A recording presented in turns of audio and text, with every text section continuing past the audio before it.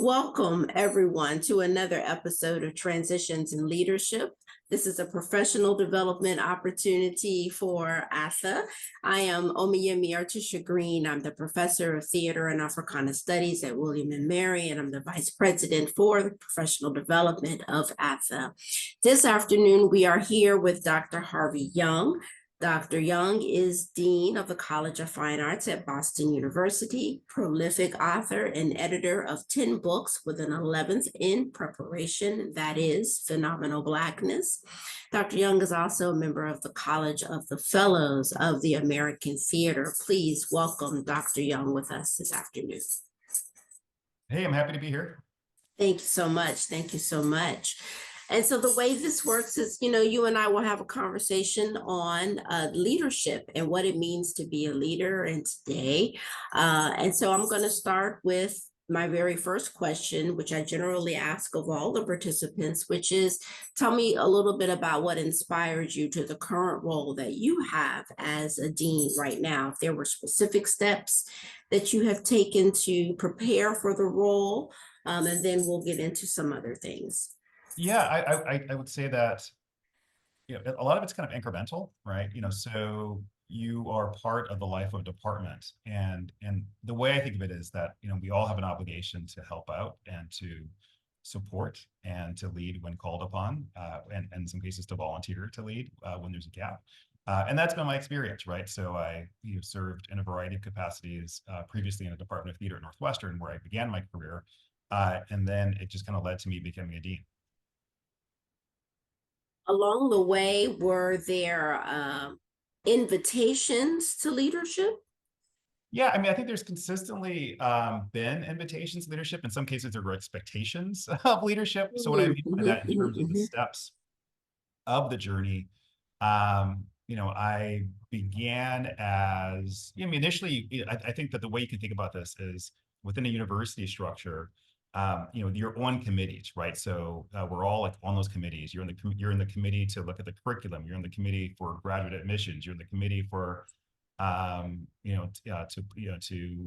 plan this thing or that thing. So it begins at that level of committee service, and then you find yourself invited to chair the committee, right? And then for me personally, I was invited to and expected to run the graduate program at Northwestern for the PhD program. So I did that for a number of years. And then I became the associate chair of the theater department at Northwestern. And then after that, became the chair of the theater department at Northwestern University. And then by that point in time, once you're a department chair, you start getting emails from recruiters asking you if you are interested in being this thing or that thing, like a director of DEI at a university, a dean at a university, an associate provost at a university, stuff like that. And I reached the point where I began to sort of entertain those ideas and had conversations with not only friends of mine who were deans, thanks to organizations like ATHE, but also to have conversations with the recruiters to see if I felt like I wanted to do that at the place that was reaching out to me, through the recruiting agency was of interest to me. Yeah, so that's what that journey has been and has looked like thus far.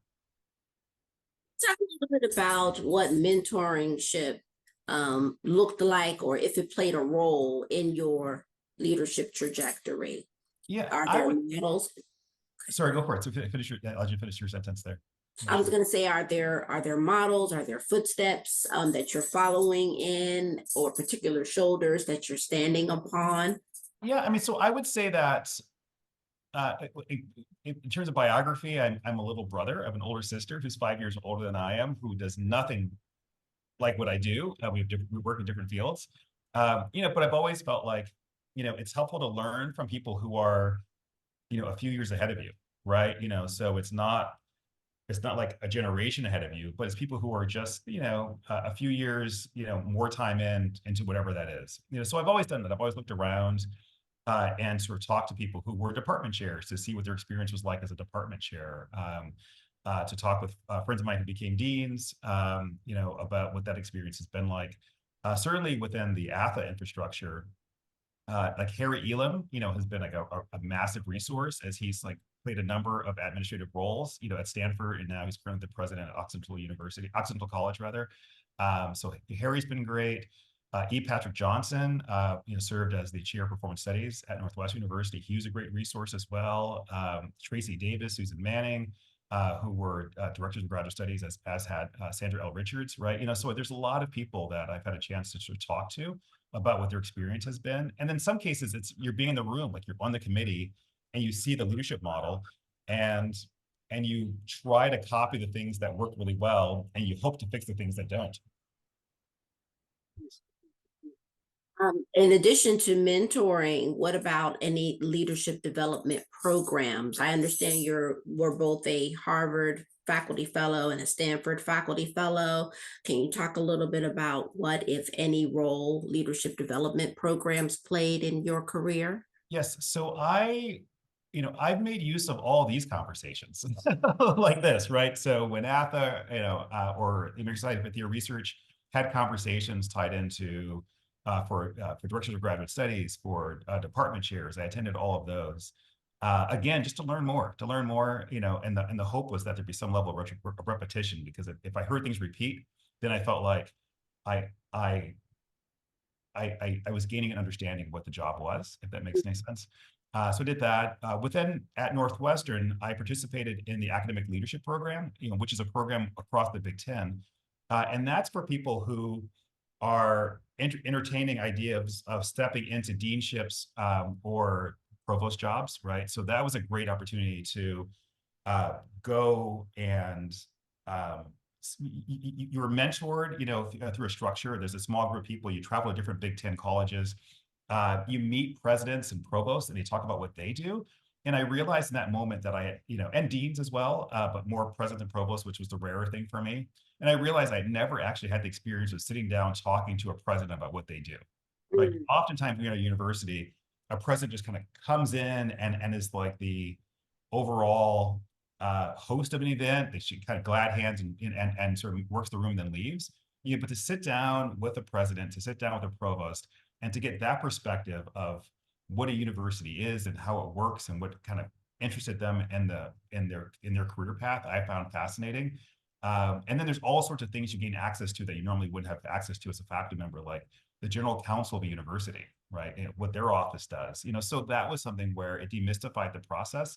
And when it demystifies the process, you realize that these jobs are easily attainable, right? And that everyone comes from specialized sub-disciplines, but we all have an ability to see, at a macro level, the university operating at large, right? So I always felt that people imagine that certain disciplines were better at producing academic leaders, and I disagree with that. I think that,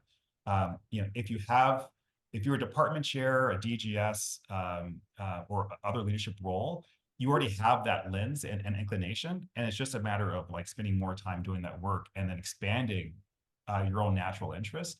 And just like people in other disciplines expand their natural interest, but there's not a special skill set that happens in the world of business, that we don't have access to, for example. Right. Yeah. I appreciate that. You referenced different leaders being formed in different academic disciplines. Can you talk about how your disciplinary training as a cultural historian has played a role in your leadership? The way you approach leadership, perhaps. Are there particular epistemological values of literary criticism, history, or the arts, for example, that inform your leadership? Well, my research is around, or my personal research and my scholarly research centers on race and Black theater, right? And I'm really interested in how the arts offer insight into everyday life, right? And then my scholarship in particular, I tend to focus on how things repeat, right? So cycles of violence repeat. And that's actually helpful, for universities, because there is a way in which that lens, in terms of being aware of operations of race and gender, are at play, right? In terms of talking about how does a university, articulate its own commitments to race and gender inclusion, right? So that's impactful to me. I think being a cultural historian is helpful as well, because it allows you to look back across how the university that you're in, or university you might go to, has responded and reacted to certain things, right? If you look at this moment in time, right, in looking at the rollback of DEI commitments in certain states and certain state and public universities, it prepares you to those moments in history in which rollbacks occurred related to commitments to DEI. And you understand how it's important for you if you have the ability to really be an advocate and push if you're in those spaces. And I also think that there's a way in which the skill set gives you the toolkit to strategize how to insert your commitments to DEI, even when you're in an environment that's hostile to that work. And I think that's the work of being sort of a historian and a critic. And I would say probably the biggest thing that we probably have as a skill set as arts people within theater is that, we've spent our whole lives talking about why the study of theater matters, right? We all have the experience of talking to someone who's like, why would someone study theater as opposed to this thing or that thing? And we have that skill set in ourselves to talk about the inherent value and the importance of what we do. And we live in a climate in which universities overall are being, the value of the universities are being challenged, right? And we've seen in other disciplines, especially the humanities, English, history, people struggling to even answer the question of value and why that needs to matter. But universities at large are facing these sort of questions of why one should pursue a degree, why funding should be even given from a state or government agency to support the arts, not the arts, but the universities at large. And we have that ability to say, within our bones, in our DNA as theater people, this is why the work we do matters. I appreciate that. And we're going to circle back to that just a little bit because I have another question, follow-up question. But for now, let's talk about the publication of your last book, right? So it's Theater and Flourishing with Oxford. Mm-hmm. Theater, and Human Flourishing, And Human Flourishing. So 4 years after becoming dean, right? That says to me that you are very much still active in your research. And so there was a 1968 dissertation that was referenced in the Chronicle of Higher Education that says that the dean's role is associated with as many as 168 different duties. Yes. So that was 1968. It's 2024. Has this number could be more or less, right, depending on the infrastructure of a given institution. So if this is true for you, how did you navigate this level of productivity while also juggling 168 different duties? It's hard, but to be honest, what we learn over time is how to add one more thing to our plate at a time, right? Sometimes it's like 10 more things. So if you think about it as like when you're if you're an I had to do a thesis in college, right? So the thesis seemed monumental in college, right? That I had to write a senior thesis, right? And then alongside final papers, right? And then you go to graduate school and you have to write like each of your graduate school essays and papers are of a certain length than anything you wrote in undergrad, right? And you have to write a dissertation. And you have to it becomes additive over time. And you sort of learn how to do that. It's like for faculty who write letters of recommendation for people, that first letter you write takes a long time, but then you begin to write them a bit more efficiently. So it's that ability to sort of take on things that I find makes it manageable. For me, in terms of pursuing my own scholarship, I always think that I've met too many administrators who just stop being productive scholars or artists as well. And I've never wanted to be that person. I didn't want to be the person who felt like I couldn't return to the faculty or I couldn't like go back to my own writing. So it's really important for me to kind of keep both going, and I will say that I don't get there are no accolades. There's no merit increases. There's no bonuses. There's no praise that happens for writing a book or publishing articles. And on the flip side, if I were to fall short of my job as a dean, it would be a critique. Someone would say, well, if you weren't spending all that time writing that book, or writing those articles, then maybe you would have had time to resolve this issue or that issue. So it's always kind of an extra bonus thing. And that's part of the shift that one has to just deal with if you want to maintain your own scholarship. I find that as a dean, I control my schedule by and large. So allocating time for writing, understanding when one is most productive, and carving out and protecting that time for your own writing projects or your own personal work projects is key. That's been good. I've been productive as a dean, as a researcher, but if you look at I used to be super productive, as a faculty member. publish books and articles and give a lot of talks and all that type of stuff. And now I do probably like a fraction of what I used to do. So it's still pretty productive, but it's, I will admit that I'm not as productive as I used to be. Mm. Yeah. Let's switch gears just a little bit. And talk a little bit about how, as a leader, in a role that where you have to be somewhat apolitical because you have to represent the interests of the entire university, how do you navigate self-authenticity or bring your whole self to work? That's a good question. I mean, there's always moments in which I always think of it as like, I think of it as and I'll have conversations with people about this. It's like I'm speaking as I'm now wearing my dean hat, and here's my advice, not as dean or as me, and I have this conversation all the time. I have a conversation with faculty, with parents, who are looking at the cost of tuition, right, and they want advice in terms of where they can go. Yeah, and I'll say to parents. Wearing my dean hat, like here's all the great things that exist at my institution, right? Now, taking my dean hat off, I've worked with some extraordinary graduate students. I've given my all to them, and you can go to any of the schools where they're at, and work with them, and I feel like you're going to be just as well off, maybe even better, working with me, right? And I think of it that way. I think it's letting people know who you are and also understanding the role you play. But as a dean, how should I put it? You cannot speak on behalf of the institution on certain issues, Right. because you're not the voice of the institution, right? The voice of the institution is the president, right? So you can speak as yourself, and that itself is pretty powerful. But it's always being mindful of the fact that you're speaking as yourself and not as the institution. There are. I mean, I'll give you a very concrete example right now. There's a strike happening. There's a strike happening at Boston University with the graduate students who are on strike, and and they're negotiating. It's going slowly because of the nature of the bargaining unit. It's just very complex. It's super complicated. There's a lot of different people, there's a lot of different categories that all existed within one union, right? And that's why it's taking forever to negotiate this. But I also was a person who was raised within a union household. I went to college in a union scholarship, right?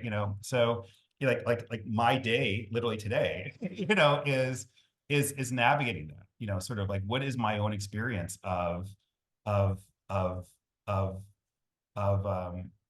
being a person who has a very certain lived experience with unions, right? And also understanding unions are not perfect in any way, because that's also part of my lived upbringing. But then being at a university that's in the process of dealing with negotiating, and the strategy is to be your authentic self, right? And I tell everyone, this is my story, this is what it is, and I was like, my obligation is to support all of our students, regardless of what their choices are related to striking or not. I'm free and open about my experiences growing up, going to union events. But that's kind of what it is. It's like you're never the voice of a machine. You can always be yourself. But there are moments when you realize that you have to be clear that you're speaking for yourself and not for the institution, because your role in this moment as anything that other than a president is never to be the voice of the institution. If someone were to look at your calendar, which I know you have someone that helps you manage your calendar. I do, yes, I do. Yeah. It's very good. Would they be able to see how you're modeling wellness? That is a great question. No, they would not be able to. Actually, I think that in a way, yes. And what I did was I borrowed a page from. I remember when I became a dean, I looked at strategies for leadership, and I read different interviews with like Barack Obama and different people, and one of the key takeaways was you have to schedule time to think, right? Which is its own kind of bleak reality that you can be so busy that you have to schedule time to think, but to have unscheduled time in your calendar that just allows you to sort of think and plan, that makes sense. I have young kids, right? So in my calendar, I have, Wednesday evening, my daughter goes to dance class and I take her to dance class. So it's blocked out. So in a way, you can see in my calendar that I'm scheduling family and I prioritize family in many ways. But it's also like, it's a scheduled event that's in my calendar. Um, yeah, I mean, I think that, um, I will also add that my calendar is a public calendar, right? So my calendar is, I have an assistant who helps me plan my calendar, but I also share it with the executive leadership, of my school so that the associate deans all know where I am if they need to reach me at any point in time. So as a public calendar, like the fact that like I took my kids to the circus yesterday would never appear in the calendar, right? So there's certain events, that I think are of the balance of a life, that aren't apparent in the calendar simply because of the nature of it being a public calendar as well. I have code words that I use in my own Yeah. for that reason, for sure. How do you flourish while affected by too muchness and perhaps a little bit of absurdity, right? So how are you bringing your values around flourishing to the foreground in a healthy way when you're navigating the challenges of leadership? I always think I think it's the anecdotes that are helpful, right? I hosted Maria Rosario Jackson, who's the chair of the NEA. And what she said, which I thought was really impactful, was she was talking about creating reports for the arts. And the old mindset used to be you needed lots of data, you needed, quantitative analysis, like here's how all this data shows that like across like surveys that reach 10,000 people, how the arts are impactful upon human life, right? And she was like, actually, what's really meaningful and impactful and should be done by artists and scholars is the anecdote. It should be the qualitative. It should be, let me tell you the story of the impact that this one play made on someone's life, right? And I think about that as an administrator, right? I think about it as, there's a ton of emails that come in. There's a lot of stuff that just happens, but it's those stories you have, right? Where you're talking with a student who, um, like you create a program that creates an opportunity for someone, right? Or you have an initiative where you invite in sort of guest artists and that creates a series of networks for folks, right? Like that happens. Like there's a way in which you can, like my commitments around DEI, right? So we've done a lot. We've the numbers were low, which is why we've doubled and tripled the numbers of whole different demographic groups. But that makes a difference, and I think that you can sort of zoom in and then see the story of the individual and see how that's impactful. And I think that is that allows a flourishing and a replenishment and a recharging at the level of leadership that is important. And there's a lot of absurdity. There is a lot of absurdity. There's if you do work related to diversity, equity, inclusion, and you're a leader in this current climate, you just get subject to just random, crazy, mean, anonymous stuff, right? And so that becomes noise, I think, in the background. In a way, you can see it as it's a sign of effectiveness because people know you exist, right? And they're coming at you, but it becomes those stories of the individual that make sense to you, right? And you realize that if you weren't in the seat you have, and if you weren't making the decisions you're making, and if you weren't championing for the work of diversity, equity, inclusion, especially in a climate in which there's a rollback to commitments that are only 3.5 years old, someone else could be there and they wouldn't have that same level of advocacy, right? So that's what I think of it. I try to find moments to reflect, to say, all right, where am I seeing the work take root? Where am I seeing flourishing happen? And I'm trying my best to spend less time dealing with the noise that is just the folks who are, crusading for things to return in a way that would erase a lot of the progress that's occurred since 2021 and 2020. So you have, talked about us as artists and theater makers being in the best position to tell the story, right? Because we've been talking for the entirety of our career and study around the importance of storytelling. And then you've just shared that that's also one of the strategies that you refer to the anecdote, the story, to look at the impact that's being made around, the important work and why it's important to continue to do it. So one of my other questions, which you started to get into in answering a previous question, was that, we're facing a projected enrollment cliff. As you said, there are more questions now than perhaps, at least certainly that I remember, about the value of college, the humanities, and always the arts, unfortunately. But now we also have this not necessarily a new character, but a character that is getting larger, right? AI. Yes. And so as a dean, like how can you talk a little bit more about how you continue to maintain and promote the practicality and the value of the arts and humanities in your leadership, given all that we're facing? Yeah, that's a good question. I would say in terms of enrollment numbers, arts enrollment numbers, sort of theater, I'll be very specific, theater enrollment numbers are pretty stable. And I think the reason for that is that people have been thinking about, there's been a resistance to theater for quite a while now, right? Like there's not resistance, but there's like a, wait, you're majoring in theater? That sort of thing.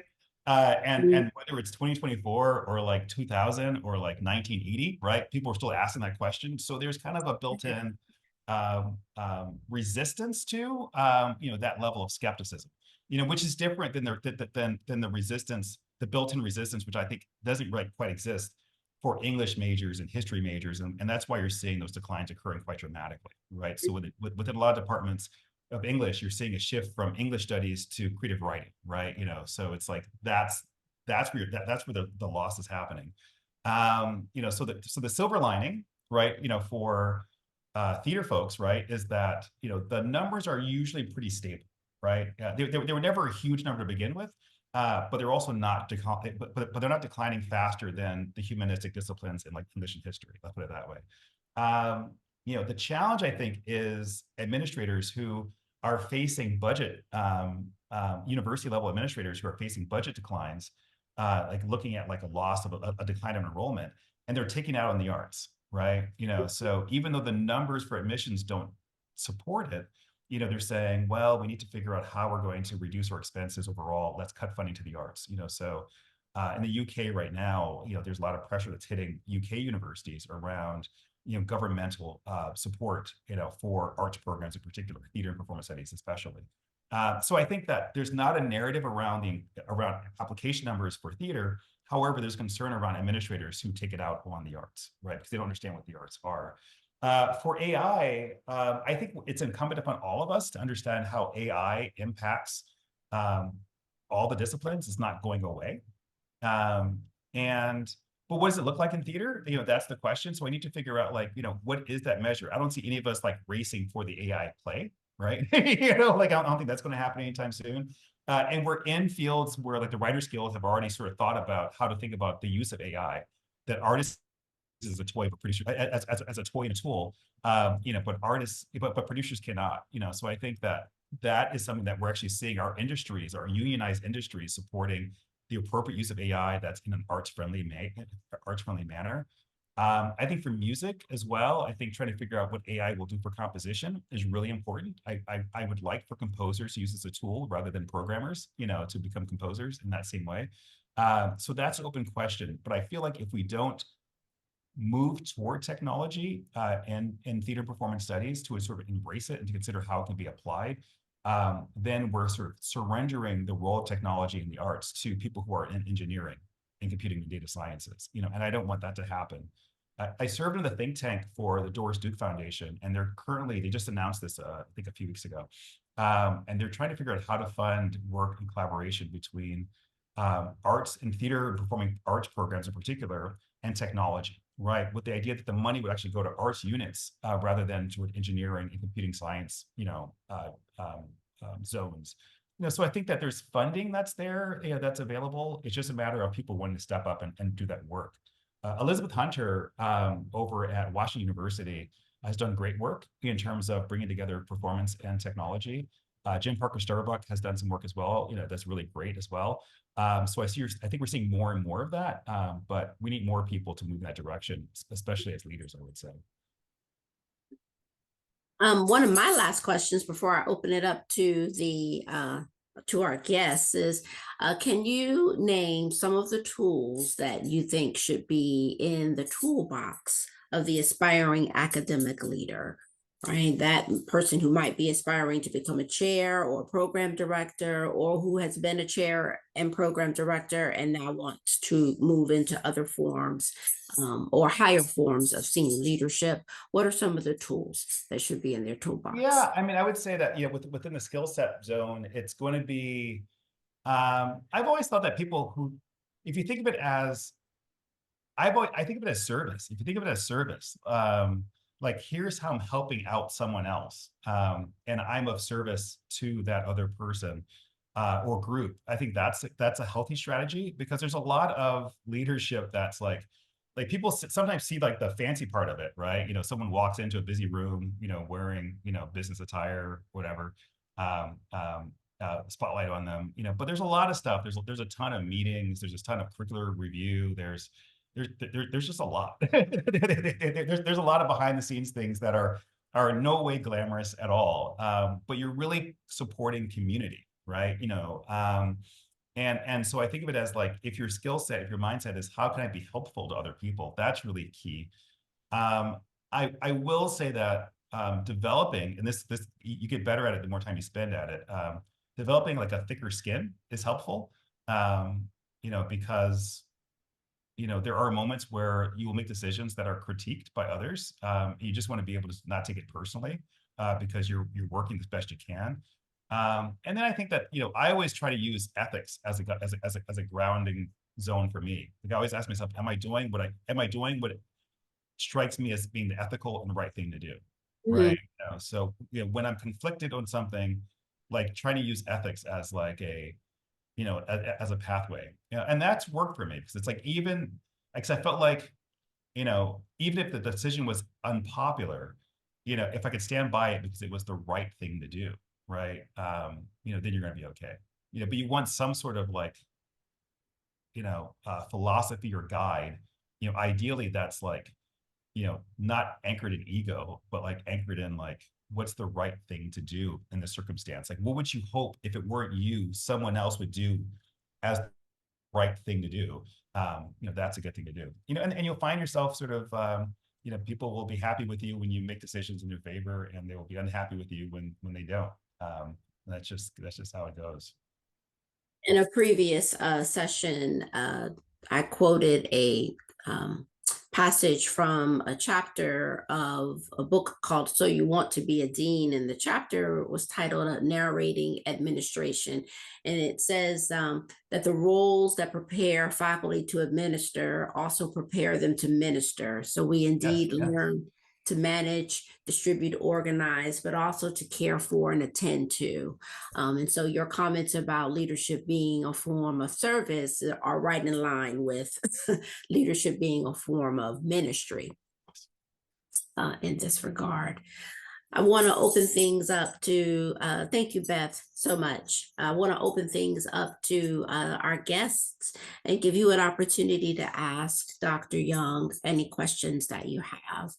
We've got one here from Aaron Thomas, who says, what would you say the relationship is between our national organizations and your service for them, and your ability to transition into the kind of leadership role you're in now? Yeah, that's a good question. So I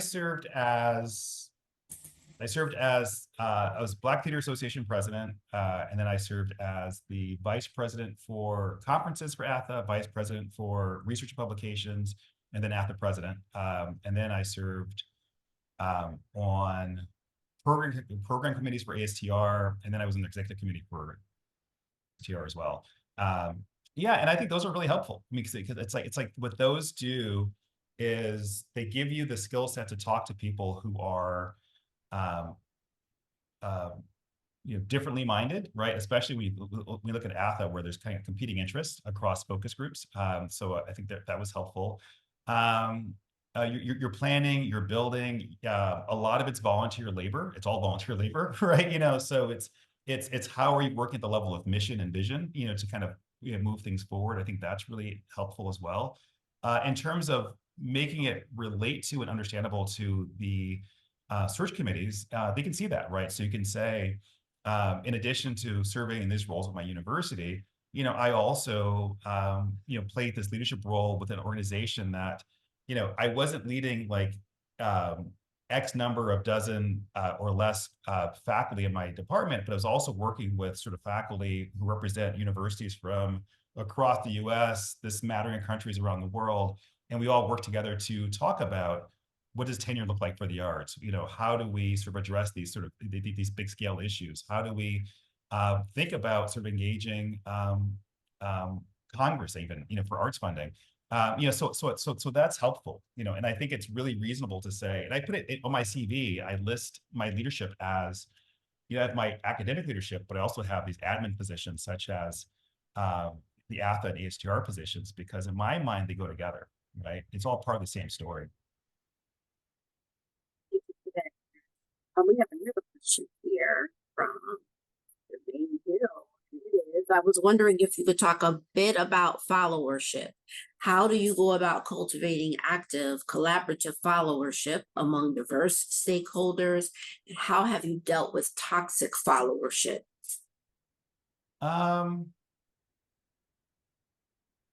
Wait, so how are we defining followership? Jermaine, you can feel free to take yourself off mute and maybe unpack followership a little bit if you're in the capacity to do so. Yes, hello. Hi, Dr. Harvey. Thanks for, Dr. Young, thanks for chatting with us today. Just wondering, like, how do you build consensus and active followership in terms of,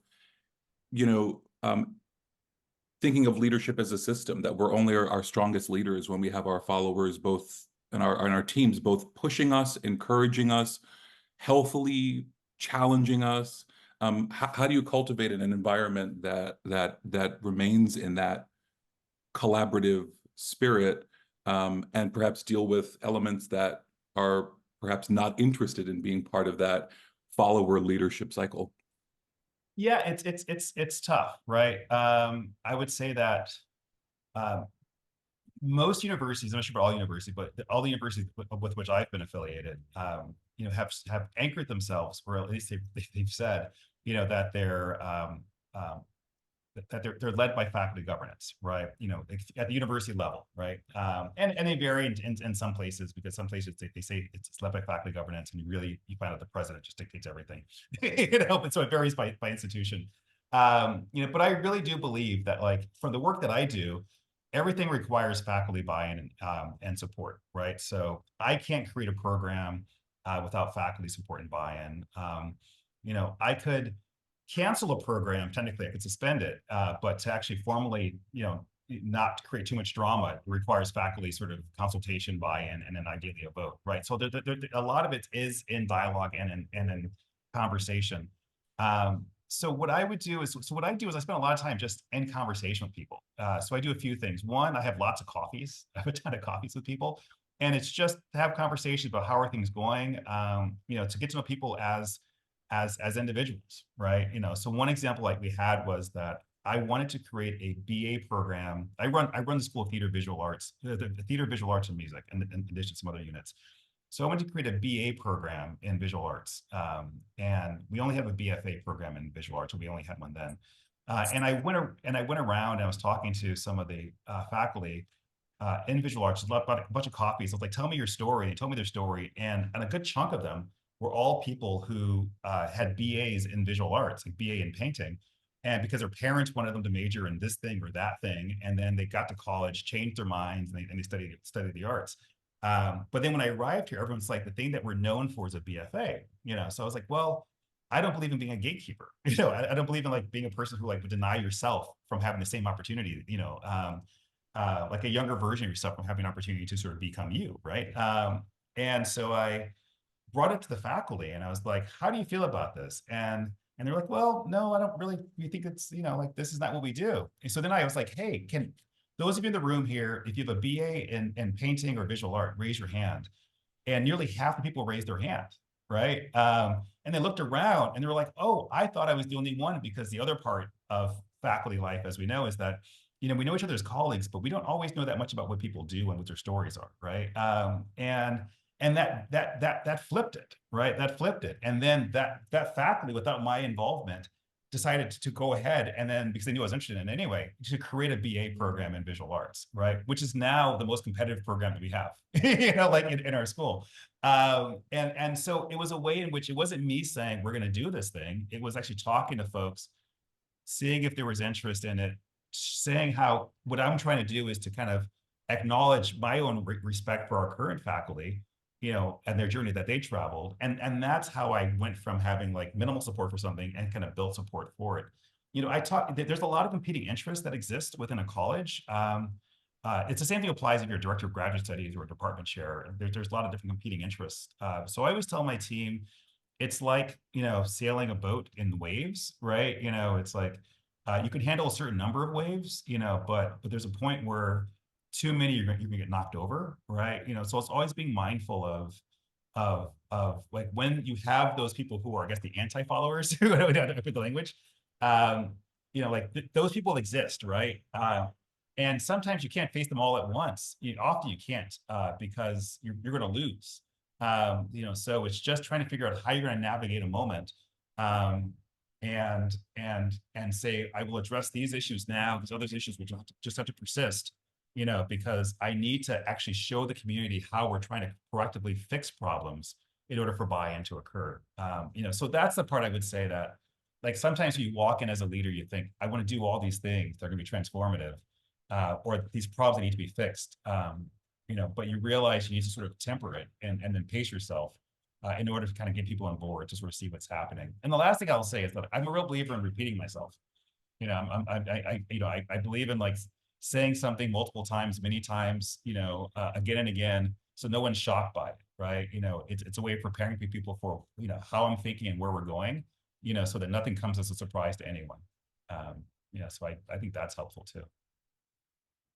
And again, I think I think if you lead with a sense of like, what's the right thing to do, and you always let people know that that's your kind of your moral compass, right? Then people, even if they disagree, will understand why you did it, right?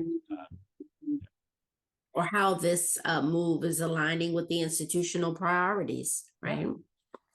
Yeah. But I think you also have to say no to some people. So I've also seen people who say yes to everyone, and then they don't gain, you know, like you think you're gaining followers and you realize you're not at all, because it's like, people want to see leaders make the difficult decision. And oftentimes, you know, that protects them, right? There's many occasions where you're like, well, I could decide this thing, but let's just push it to the dean, you know, right? So, you know, like, but I think that people, if people understand how you're approaching things, you explain why you're approaching, how you're approaching your frame is for decision making, people are usually okay with it. You know? But there'll still be waves, right? I think you're muted there. Nope, maybe not. Maybe not muted. It's from LaDonna Hey, Forrest. LaDonna. She says, hi, Harvey. How did COVID impact your responsibilities as dean? What long-lasting impact has this had on your position? Also, what's the most rewarding aspect of your job? All right. So COVID was by far that was I'm not sure if COVID was the hardest part. In a way, COVID was not that bad, because it's like we were limited by public health guidance, if that makes any sense, right? You know, so COVID was hard because, and this is true for any arts, any sort of any discipline where people talk to each other, you know, or in person, or blow and push air, right? So it was really painful for our School of Music, because a flute can push air for 14 feet, and there's no guidance. You know, there was no, even today, there's no guidance related to how one should push air 14 feet, you know, through an instrument. You know, so that was difficult, and that pivot was really challenging. I think it at its best, it allowed us to be inventive, right, in terms of figuring out modalities to go online. I think that it helped our society to appreciate, you know, how the arts matter, right? That sense of, you take away, when everything shut down, when all the live entertainment venues, in-person venues shut down, I think people really understood that. I think it created an opportunity for us for storytelling. So you get to learn more about the lives of people, like artists zooming from home, right, and having conversations about what they were doing. But it was challenging, right? Because it's like,